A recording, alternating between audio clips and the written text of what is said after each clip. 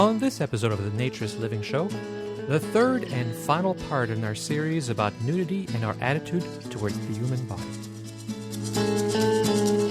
This episode of the Naturist Living Show is brought to you by Bear Oaks Family Naturist Park. At Bear Oaks, we offer traditional naturist values in a modern setting. Free your body, free your mind. www.bearoaks.ca.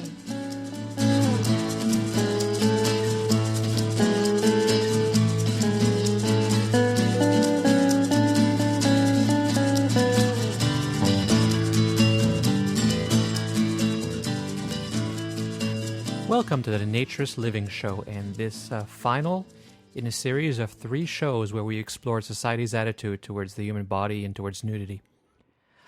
We're looking at it, of course, mostly from a Western societal point of view, and more specifically a North American Anglophone point of view. And it's worth repeating that, Naturism isn't just about nudity. In fact, it's not really about nudity at all. It's a life philosophy with physical, psychological, environmental, social, and moral benefits. The basic tenets of naturism are respect for self, respect for others, and respect for the environment. And it's the nudity that helps us get there. By being nude, we respect our body more. We recognize other people as human beings. And we respect them, and we feel closer to nature. So if we look at the world that way, it's not surprising that when we look at the media out there, we look at television, we see how the regular world looks at the human body and at nudity, that there's a little disconnect, that people in the textile world can be a little almost schizophrenic when it comes to their attitude towards their own body. Nudity is the cause of embarrassment and of shame, or worse, of offense. And it's also about power and about status, and that's why people wear clothes. It's about putting themselves above and separating themselves from others. And in the first show, there was so much material on this, so many shows I wanted to look at, television shows I wanted to look at and explore, that I decided early on I was doing 3 shows, and I certainly needed it, because even the first 2 were already fairly long. So in the first one, we looked at nudity in the human body through some older shows, through 2 Seinfeld episodes specifically, because Seinfeld is a real cultural touchstone, even though it's over 10 years old now. Seinfeld in particular looked at the neurosis that society suffers from and about a lot of things and made fun of them. That was really the material for a lot of the humor. And in 2 of the shows, our neurosis with nudity in our bodies was the topic, and that's what we looked at in the first show. We also looked at a more current show, very current show that's running right now called Dr. 90210, which is about a plastic surgeon. It's a reality show set in Beverly Hills and about how they can help people, make them better through plastic surgery. Very sad. Episode number 2, in December, we looked at gymnophobia, which is a fear of nudity. And we looked at an excellent show produced by BBC's Horizon series called What's the Problem with Nudity? And we went through that in great detail. So for this third show today, we're going to go through 3 more shows produced in the UK about nudity. You may ask why there are so many shows from the UK on nudity, and that's a good question. The UK, the British, are known for being very conservative when it comes to nudity and sex and everything else. So maybe they're a little bit more obsessed about it, and that's why they're doing so many shows about it recently. It's certainly a good way for them to get ratings. And in the UK, obviously, when you watch these shows, they're not limited the way we are in Canada, and certainly not the way that people are in the United States, as to showing the human body, to showing nudity. Full nudity seems to be perfectly acceptable.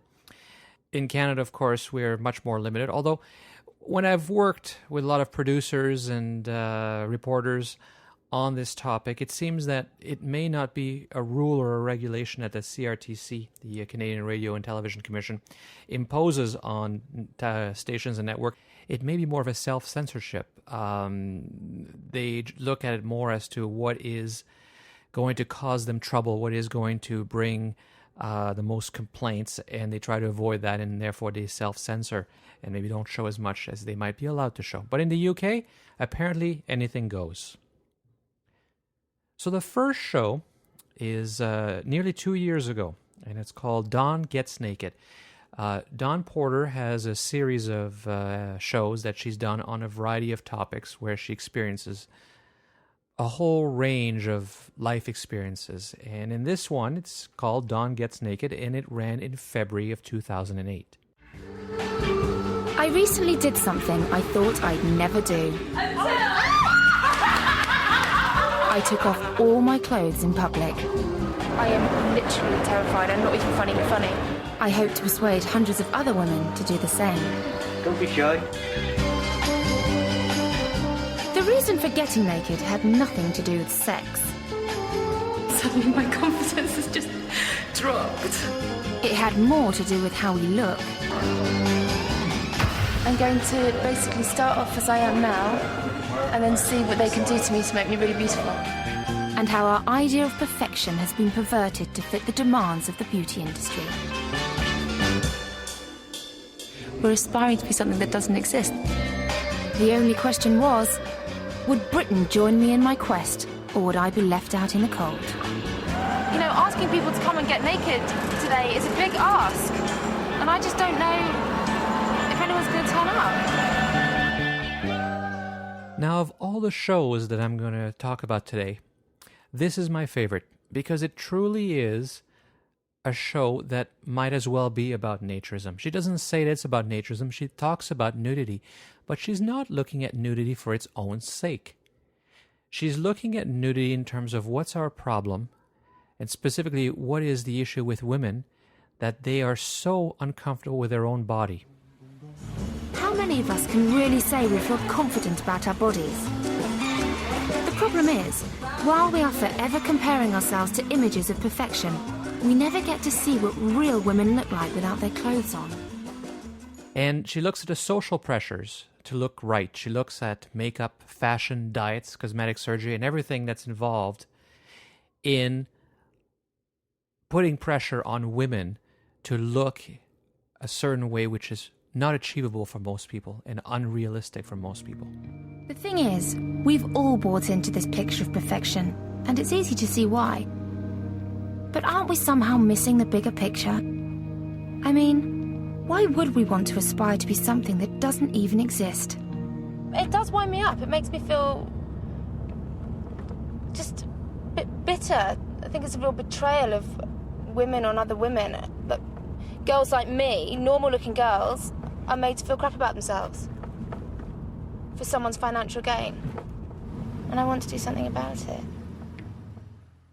So this is a true naturist message, because the show is about self-acceptance, and the nudity is actually only a tool, which is exactly what we talked about at the beginning of the show. That's what naturism is about.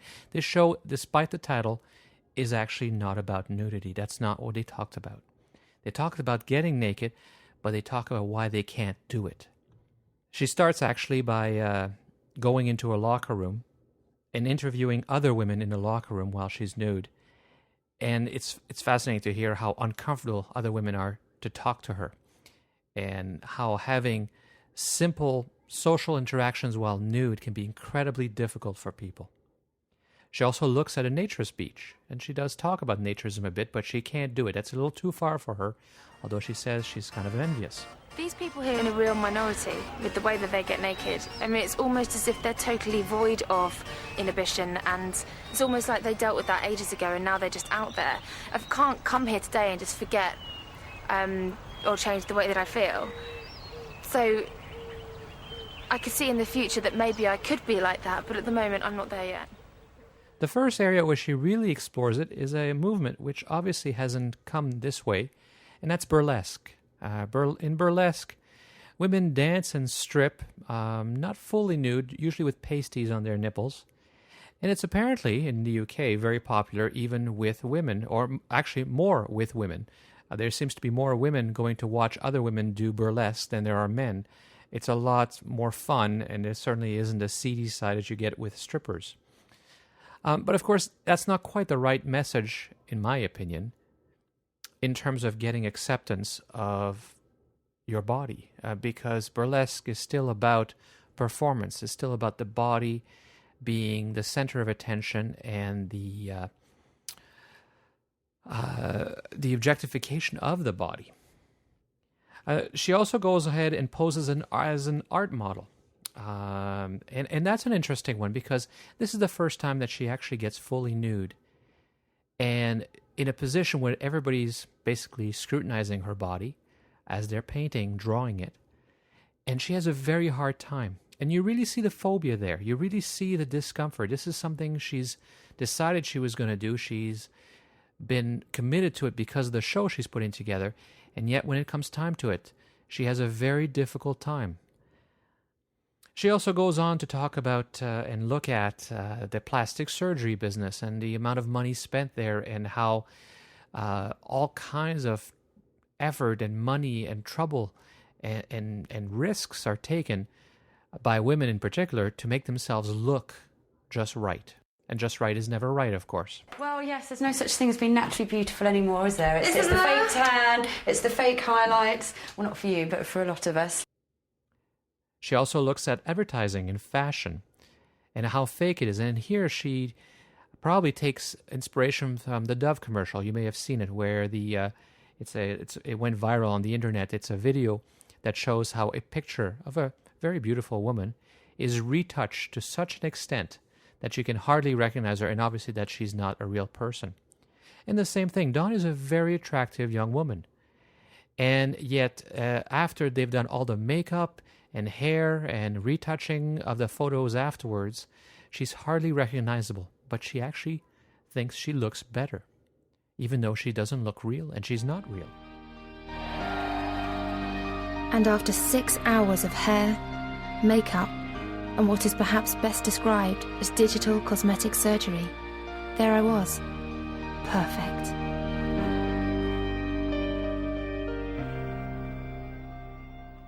So finally, she organizes a flash mob. And a flash mob is an attempt to have... flash mobs apparently are happening a fair bit in the UK. I haven't heard about it as much in North America. But basically, they get together as a group to do something. Not usually nudity, but in this case, it'll be about being nude. And it's about regaining control for their bodies. And so she looks for volunteers to go with her. She goes on street corners, hands out flyers, and she actually goes on some radio shows, including one where she takes her clothes off in the studio, which is a lot further than she was in the beginning, that she can even do that, because she admits herself that she was very, very body conscious in the beginning, and probably is even by the end, because it's hard to get over that very, very quickly. This entire documentary is about me getting to the point where I can get myself naked. I mean, it's not an easy thing to do, and I don't want to patronise it. It's, getting your boobs and your bits out is actually quite hard. Every time I've done it so far on this documentary, afterwards I've just been euphoric. It's been brilliant. But building up to that moment is so hard. And I think on the day that we do the flash mob, that's what we want. We want, we're going to do it, we're going to do it, come on girls, let's just do it. And afterwards we'll probably just go to the pub naked. But what they do is they do the flash mob on the top level of a double-decker London bus, an open-top double-decker. And a whole bunch of women join her, driving around London, protesting, essentially, being a flash mob. They stop in front of Vogue, the office of Vogue magazine, which, of course, is a magazine that's dedicated to all those ideals that are unreachable by women, the makeup, the fashion, the looks that are impossible to gain. So, in the end, this is the most naturist of shows that we're going to talk about today, because she's not focusing, as you can see, on nudity for nudity's sake. She's really focusing on the issues, the problems, the emotional and psychological distress that nudity in our own body are causing us, because we've developed this fear, this gymnophobia about our own bodies and the bodies of others. I knew that the beauty industry was probably never going to change, but by getting naked, I'd at least learned to love my body.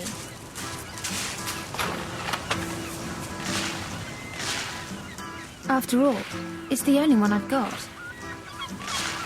And no matter what they say, nobody's perfect. Well, if you want to sing out, sing out. The second show ran more recently. It's called Naked Office. It ran in July of 2009 on Virgin, and it's actually not a show about nudity, even though that's the title. It's a show that focuses on a small ad agency called One Best Way that's having trouble.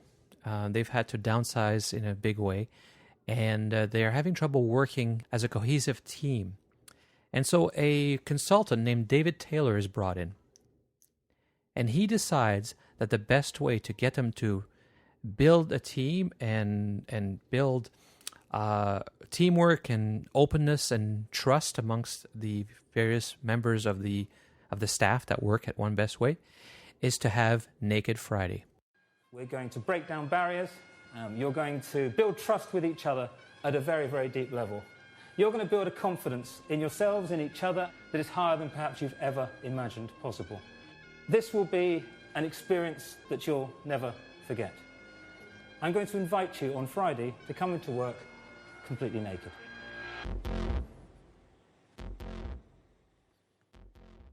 Of course, just that announcement causes a great deal of distress to everybody.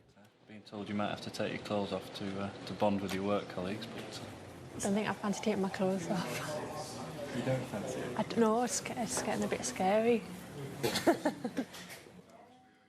And again, it's a very interesting study of how people react to just the thought of being nude. Something as simple as taking your clothes off and being what you are can be incredibly scary for people. So he announces that at the beginning of the week, and throughout the week, he has a few exercises to get them used to it. He brings in a naked temp, a temporary person to take the receptionist's job for a while and do various odd work around the office. And there it's interesting to see just how difficult it is for them to deal with somebody else who's nude. They're fully dressed, of course, but they still have to deal with the fact there's a fully nude man walking around doing various office chores. A later exercise, they photocopy their body parts in private, but then their body parts are photocopied and pinned up, and they discuss them, and other people get to see them. Fascinating day, photocopy a body part, light-hearted, encourages sort of truth in the room, and it's one step closer to being naked in front of each other. It's one step closer to saying, here I am, this is who I am, I'm authentic, and I don't mind being authentic in front of all of you. Finally, they bring in a life model, as in an art class life model, and everyone has to sit around her while she's fully nude, of course, and chat with her while they're drawing.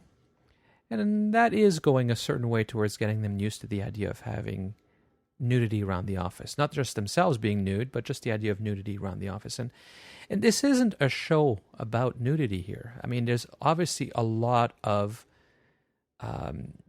interesting observations and interesting situations involving nudity.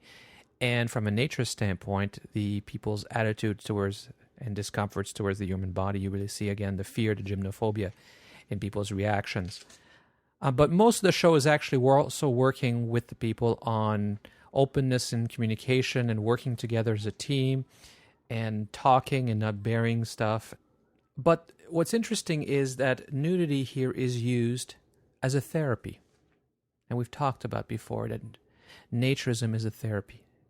It's a way for people to get used to each other, to deal with each other on an equal basis, to respect each other and not objectify each other, to accept our own body and in that of others, and to feel closer to our natural state, our natural environment. And here the therapy does a similar thing. The nudity is a therapy to get people to be more trusting towards each other, to be more open in their communication. And again, that's a very interesting parallel to what you often hear in naturism. In naturism, people are often talking about how when they're in a naturist club or beach or whatever naturist environment or situation they're in, that people are more open, they're more equal, that the conversations are more on a personal level, that people are somehow more comfortable in all the different social layers and levels and restrictions seem to be shed with their clothes. And the same thing happens here, to a certain extent. Because after all, It's not a naturist show. They're not trying to get used to being nude, and they really never do. Most of them do take their clothes off. One strips down to her underwear, but the rest of them strip basically nude, including one woman. I didn't think I could go to this extent, and I'm really happy with what I've done today. I was really, really nervous during the week, and I've come to the point now where I think I've done the right thing for myself. But as soon as they're given the chance, they put their clothes back on. They're not really comfortable. And to be fair, I mean, you couldn't imagine a more awkward situation to try social nudity than in an office. These people are co-workers, and they're in an office which is, in most people's minds, one of the more formal situations you can be in. It's one thing to convince somebody to be nude swimming in a pool or at a beach or on the sand on a hot sunny day. It's quite another to convince them to be nude around the glass furniture and steel desks and carpeting and neon lights of an office with their coworkers. So it's a little far. It's a little far-fetched. This did remind me, though, of an ad that ran in 1998 by the advertising agency, again, a UK advertising agency, called Grey Direct. And Grey Advertising decided that they wanted to do a campaign where they positioned themselves as, different, obviously. They wanted to, have an ad that got people's attention. But the message they were trying to say is that the way they work is that they are open and they're straightforward and honest in their relationship with their clients and in the way that they work. And so nothing to hide was the theme. So the whole agency decided, or many of the people in the agency decided to participate. That ad, the result of this advertising campaign from Grey Advertising in the UK, is actually mounted and on the walls in the clubhouse at Bare Oaks Family Naturist Park, because I really, really like that ad. I actually got in touch with one of the people in the ad at the time, and we had a communication by email. So I talked to Amy Silverstone, and she gave me the background on this, and I was surprised that the entire team, or almost the entire team, participated in it. And they are fully nude, even though in the ad, of course, all the bits are covered. I'll actually read you from the email. Everyone who was available on the afternoon of the photo shoot was there. And no, it was not terribly embarrassing. We came out from the changing rooms dressed in towels, took our places, and dropped the towels. What you see is what was bare. We stood facing Roger Eaton, the photographer, concentrating on doing what we were told and making sure anything we did not want seen in the photo was covered up. There was no standing around feeling embarrassed or on view. And they had great results, of course. They had more clients as a result, more business. They got tons of media attention, which is how I heard about it all the way here in Canada. The last show is actually the most recent. It's called Naked Britain, and it ran in November of 2009. And it's the one that is my least favorite. And it actually is the one that I had the most anticipation, that I was most interested and kind of optimistic about, because the way it was billed is they were going to look at nudity in the UK and try to understand what the issue was, why there was so much nudity, why people were so confused about nudity. And I thought this had the potential for being a great and very interesting documentary. And if it was done in the same way as to what's the big deal about being naked that we talked about in the second in this series of 3 shows, it would have been. But it was done in a much more sensationalistic way and not that serious. They were lighthearted, which is fine. It's good to have a good time, but as a result, it's not a very fair and balanced exploration, and it's not very scientific, and it has a lot of errors. And as we go through it, I think you'll understand what I mean. These days, we're surrounded by nudity and naked imagery. It's everywhere. In the home, on the high street, in your newspaper, and on the net. Hi! You're never more than a click away from getting an eyeful. I'm Jack Lewis, and I want to find out why us Brits find nudity so naughty, and meet the people who use their naked bodies to titillate, entertain, and shock. But do all these tits and bums really shock us? The host of the show, his name is Jack Lewis, and he is entertaining, and he obviously is leading the show. He may have been influenced by Dawn Gets Naked, the series from almost 2 years before him, because he redoes a lot of the same things, although he never gives her credit for it.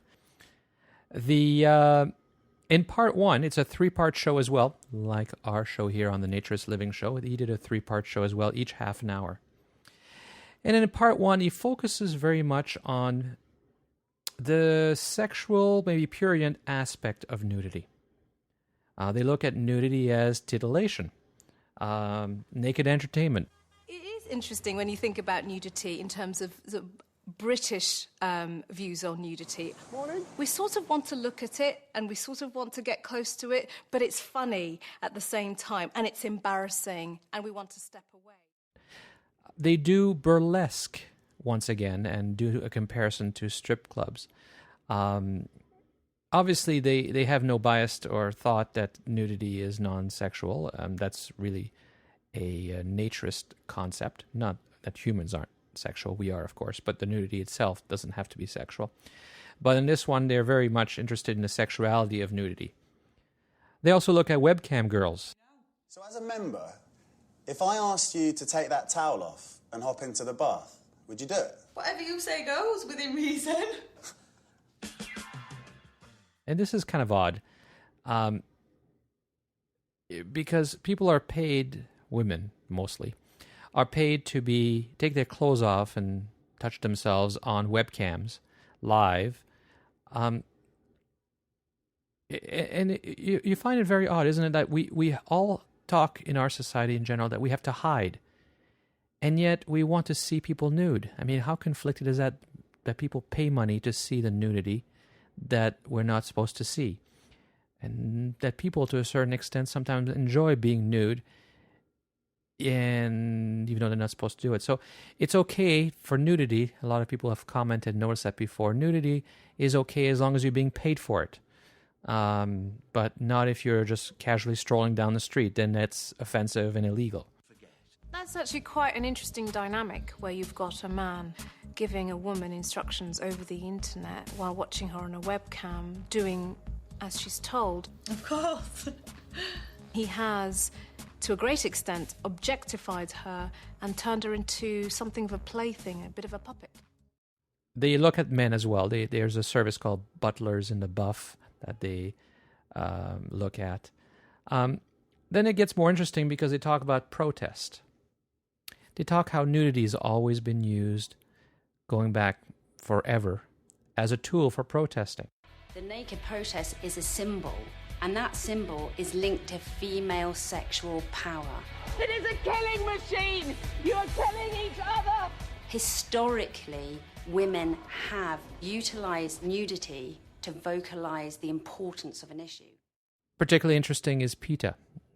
You would have heard, as most people have, that they've been doing a campaign now for, may have been a decade, that I'd rather be nude than wear fur. And many celebrities have done shoots where they are nude. You can't really see much for PETA, protesting against fur.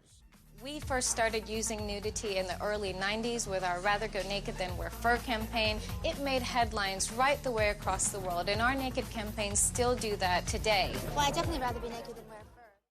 What bothers me, though, is this thought that being nude means you're both aggressive and vulnerable. Nudity is aggressive in one way, and especially female nudity if it is done in a form of a protest, because that is women are their most vulnerable. You know, why? And of course, they don't even think about this in a documentary. The quote is there, but they don't actually try to figure out what that means or why they say that. Because why would you be any more vulnerable nude than dressed? You are, because of this fear, this discomfort that we have in our society. But that's not normal if you think about it. The clothing doesn't afford you much protection except from maybe the elements when it's really cold, or certain jobs. But in general, we don't wear clothes to keep us warm or to protect us from the elements, or from we wear it for fashion. We wear it to make a statement. So this idea that we're more vulnerable and weaker really speaks to our discomfort with the human body. Then we move on to the naked bike ride, which is in itself another form of protest, but one that's getting much more in tune with naturism. Every summer for the past 5 years, thousands of nude cyclists have demonstrated against the car culture. The ideals of the naked bike ride are really naturist ideal. They may not think of themselves as naturists, but the being closer to nature in some ways is part of the message there. Sure, I'm sure it's partly to get more attention, but a lot of the participants seem to understand that this is about the freedom and the power of the human body and the human spirit. By being natural, we're saying that we should be more natural in our entire way we live. Having said that, having done like 4 naked bike rides, I'm definitely more comfortable about nudity, both in other people and in myself. I don't think anyone should have any shame about their body. And then lastly, they talk about streakers and interview Mark Roberts. And of course, Mark Roberts is probably the most famous streaker ever. And here again, it's all about people who want to be nude. It's funny, we have this desire to see nudity and we pay for it, and we have this desire sometimes to be nude, and it's bad, and so we have to do it in these strange ways unless we discover naturism. People do it in these strange, sneaky way, as Mark Roberts does, and he's certainly not the only streaker, just probably the most prolific and the most famous. I've met many streakers over the years, and not one of them's regretted it. And it's just a huge sense of freedom. You're running naked for a minute, 2 minutes, whatever, do you know what I mean? But in that time, is at the moment that might open your mind and change your attitude, in certain ways. It's fantastic. Everyone should do it. Everybody, at least once. The show ends with a flash mob. You've probably heard of a flash mob. It's where a load of people come from all over town to a public location to do something ridiculous. I'm about to go to a slightly different one called a flesh mob. And this is part of what I was saying.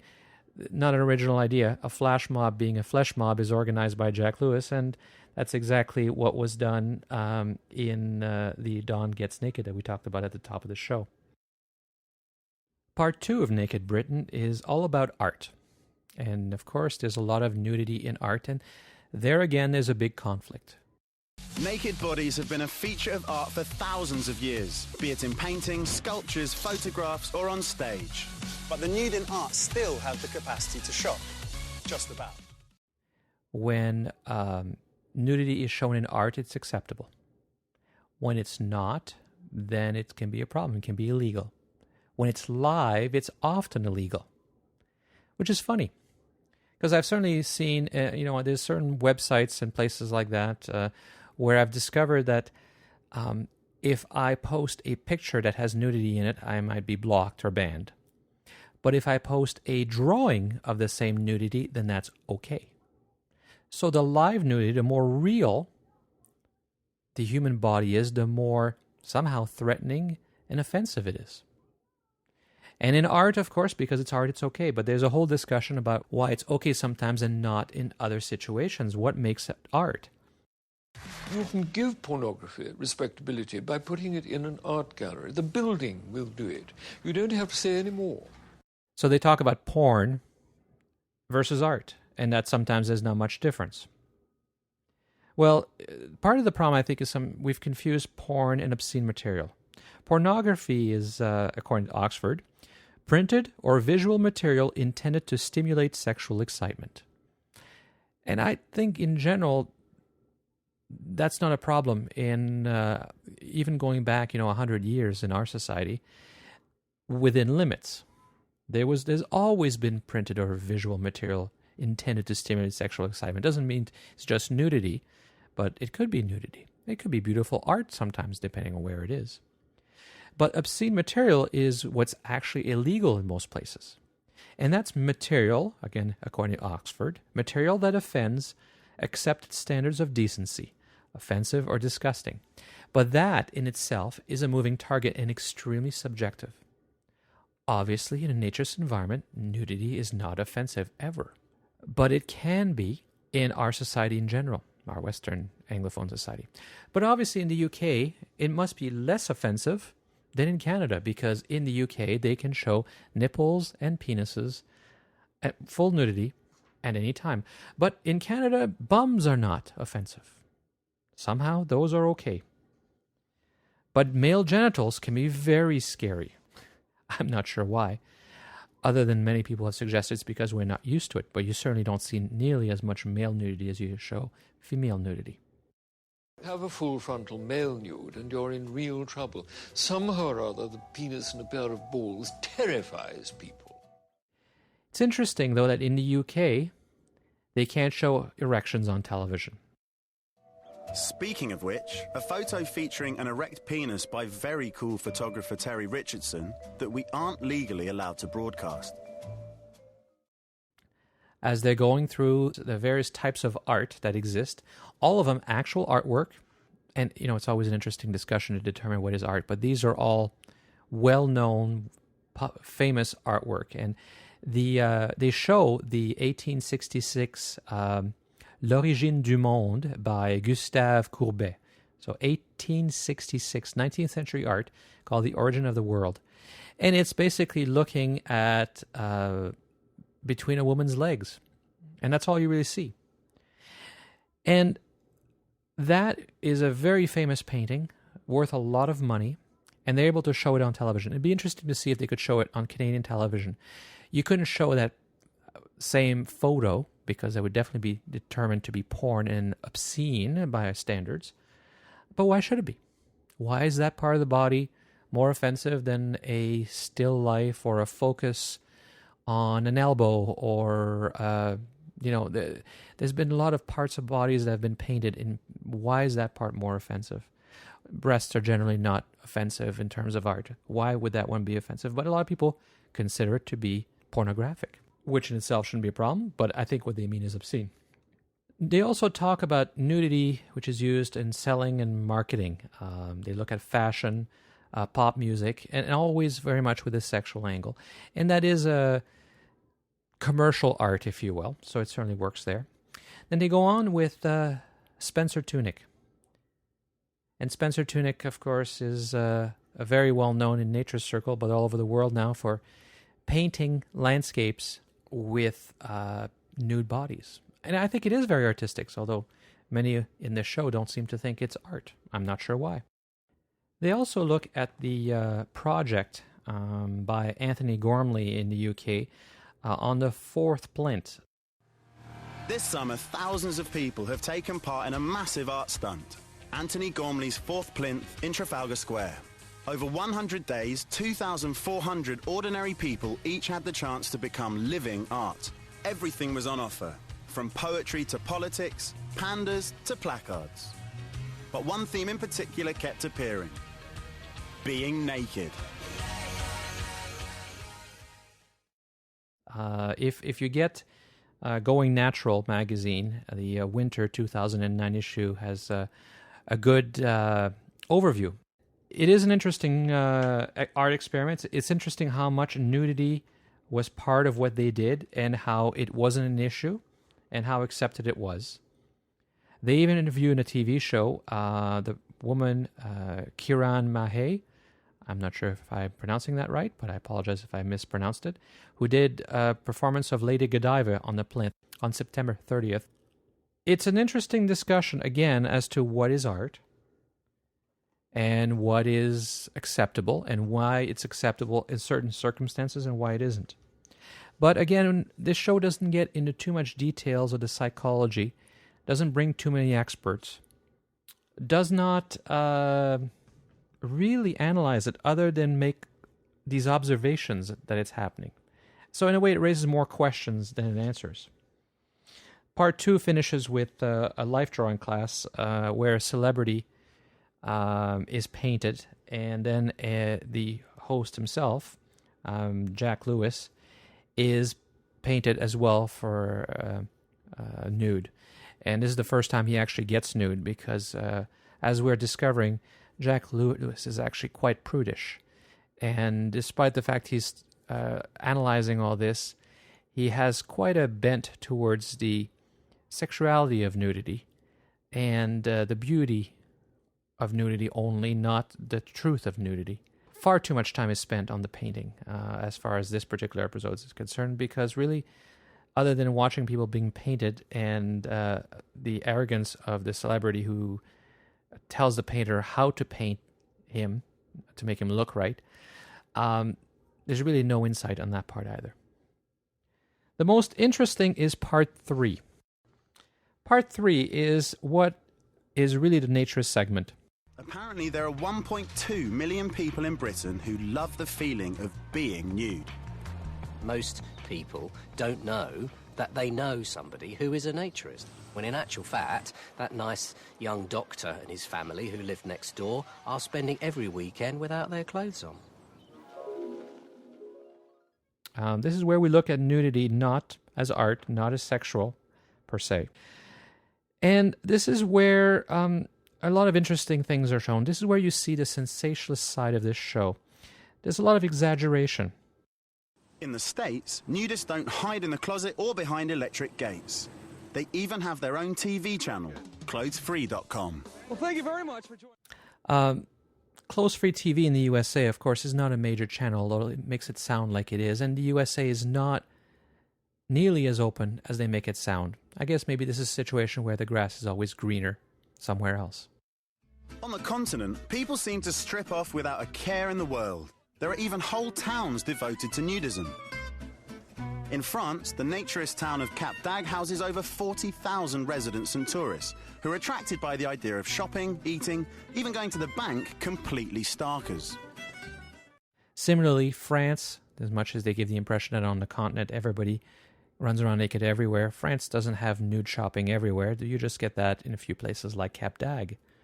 But the way, as you can hear, that they position this, it makes it sound like the United States and France are far more open about nudity than the UK is, which is not true everywhere. In some circumstances it may be, but certainly in the United States and Canada is not more open towards nudity than the UK. Definitely not on television, and not nearly as open even about beaches. Now, it's true that the UK has obviously confused attitudes towards nudity. I mean, we think nothing of stripping off on holiday, and Lily Allen and Russell Brand don't mind getting papped in the nude. Jade Jagger says it's her most natural state. As they say, they are a little uptight about nudity, but then they are the first to take the clothes off when they go to beaches. And you do see a lot of Brits in Europe. I guess they don't want to take their clothes off at home as much as they do abroad and on vacation. But that might have something to do with the weather as well. The show also talks about the fights over naturist beaches. This is Fraysthorpe Beach in Yorkshire. 18 months ago, the council put up signs banning nudity on the beach. And that's actually an interesting discussion. They don't make, again, many conclusions. They just interview a bunch of people and make a bunch of observations. But they don't analyze much. Do you realise that you attract perverts who are approaching women and asking for sex on this beach? And they hide behind the fact that you say it's a naturist beach. You're a pest. You're a nuisance. You're causing problems. But this fight, this argument about this beach that is being closed, shows you, again, the big assumptions that people make about what Naturism is about. The big fallacies that exist and are being repeated, not just in the UK. I've certainly heard the same arguments in the United States and in Canada. People don't like to see the naturists down there, and they certainly don't like the other sort of behaviour, sexual behaviour, that unfortunately it does attract. Council had to admit that they had only had one complaint within the 2 years before they put the signs up. Nevertheless, the signs went up, and the new sunbathers were banned. And then you hear, of course, the people, which I believe is the majority of the reactions, who can't do it because they suffer from such intense gymnophobia, fear of their own body, fear of other people's nudity. but wish they could. We've heard that so many times. We've heard it from Dawn, and we've heard it from in the Naked office that people wish they could be that comfortable, and we hear it here again.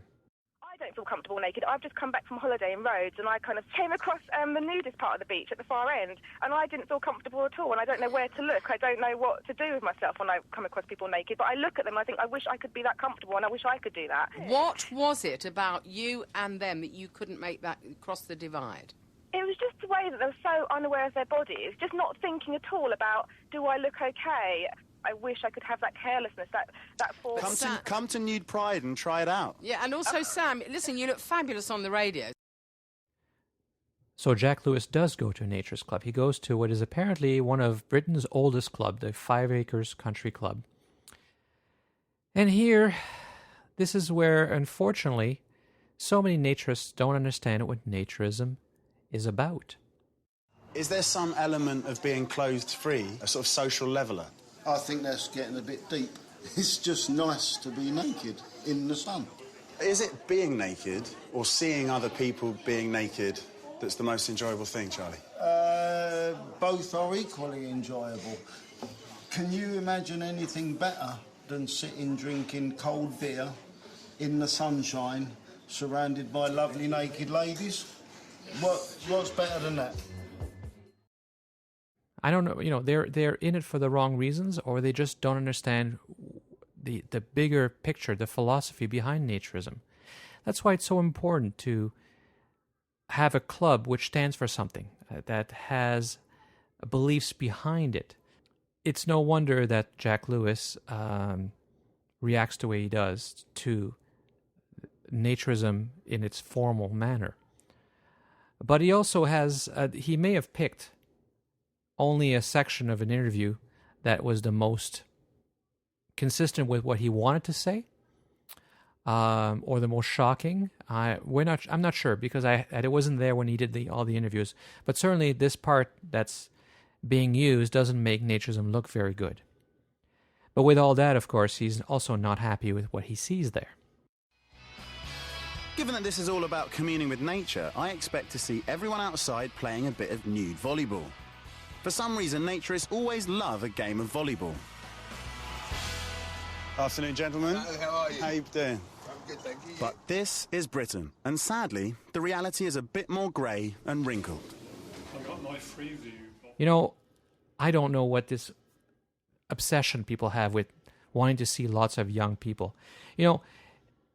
In Canada, life expectancy is about 80 years, according to Stats Canada. So these young people, which are probably people under 30, shall we say, that everybody's always saying there are not enough of in clubs, well, they represent, what, a quarter of the population, so therefore, or less?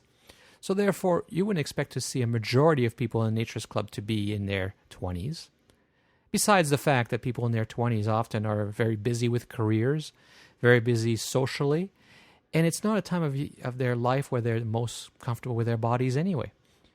But even if we don't worry about that, they're not the majority of the population.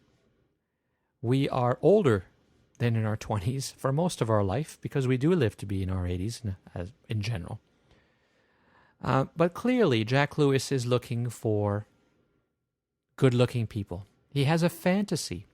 He has the naturist fantasy of young nubile people running around, prancing, what you often see in the movies from the 60s or the videos or the magazines, and that's not real. We have young people at Bear Oaks, of course. Young people find Bear Oaks very interesting as a park, and many of them enjoy it, and they work at Bear Oaks as well because they like it. But they don't represent the majority. How could they? It's not a young people's club. It's a club for everyone. Naturism is for everyone, and it's not surprising that it would represent a cross-section of society. It might even skew towards older, because when you're older, you have more money and more leisure time, so it's easier to do it. It's not that naturism is getting older. But Jack Lewis keeps on looking, and through Skinbook, which is an online website like Facebook but for naturists, he goes to wild swimming. Young people coming together in secluded locations, frolicking like wild imps, totally nude for the thrill of it. This is more like it, and not a fat and ugly person in sight. And he seems to think it's a lot better because these people are a lot younger. There's only 6 or 8 of them in this segment, so they certainly don't represent a large group, but they are young and in good shape, and that's what he's looking for. Still doesn't get comfortable with naturism and the idea of nudity, though, despite all these beautiful people around. Maybe they make him feel a little less comfortable because he's not really embracing the ideals of naturism and acceptance of the body, others as well as his own. He also goes to Abbey House Gardens, again something that was visited by Dawn Porter in her show 2 years earlier. He finally hosts a nude pride event. I've organised for a boat full of stark naked people to go down the Thames in central London, in plain view of Parliament and the public. It's daring, and certainly never been done before. Now, this one is not held on a bus in London, but it's held on an open-top boat in London. He invites a whole bunch of people to join him for his nude pride event. And he takes the boat right by Parliament buildings in London. So again, a very similar idea to what Dawn Porter did. The only difference is he doesn't see the importance of naturism, of nudity, of acceptance of the body the way Dawn does. And he doesn't have her nerve or courage because he never takes his clothes off. It's a matter of personal choice. I choose to be a prude, whereas these guys are extremely proud nudes. We are not what you think we are golden. Like me, most Brits are more prude than nude. But thanks to Nude Pride, maybe more of us will dare to bare all the next time we're on a beach. He recognizes, admits it. But how can you do a whole show about nudity and not try it? How can you judge other people? How can you report and not participate? Because he does judge throughout the shows, and he does make comments. So the final message here is how the show was edited. He never really discusses the philosophy, and the focus on nudity is nudity for its own sake, not on why or how or the problems or the issues. It's a bunch of observations. So this show is definitely not my favorite, but it does bring a lot of issues. It's worth watching if you can get your hands on a copy. And it certainly, like all the other shows we've discussed, does really reflect all of the problems that our society has with the human body, with nudity. Problems that, if we think about rationally, make absolutely no sense at all, but are so deeply ingrained in the way we are, in the way society is, that they seem absolutely normal and logical, and trying to get away from them takes an incredible amount of power, of emotional turmoil, of willingness, willpower to get there. And that's why naturism is important. Naturism is the therapy to cure this ill that society has. Because I really do believe that this would be a much better world if we were all comfortable with our own bodies, if we stopped objectifying the body of others, and if we got a little bit more comfortable with ourselves as part of nature. Recognizing that we are part of the world. Not that we live on the world, but we are part of nature, we are part of the world. We are part of the ecosystem, and we can't keep using it and fighting it. We must work with it. So that's it for this last and final episode, not of the Naturist Living Show, but of this series on nudity and our attitude towards the human body. We'll be back next month with another show on another topic of interest to naturists. Thank you for listening. And if you have any comments, your thoughts are always appreciated. Please send an email to naturistliving@bareoaks, BAREOAKS.ca. Thanks for listening, and we'll be back next month with another episode of the Naturist Living Show. This episode of the Naturist Living Show was brought to you by Bare Oaks Family Naturist Park. Traditional naturist values in a modern setting. Traditional values means that naturism is more than just taking your clothes off. It is a life philosophy with physical, psychological, environmental, social, and moral benefits. Bare Oaks Family Naturist Park strives to promote those naturist values in a modern setting that provides the amenities and services that our members and visitors expect. Free your body, free your mind. Learn more at www.bareoaks.ca.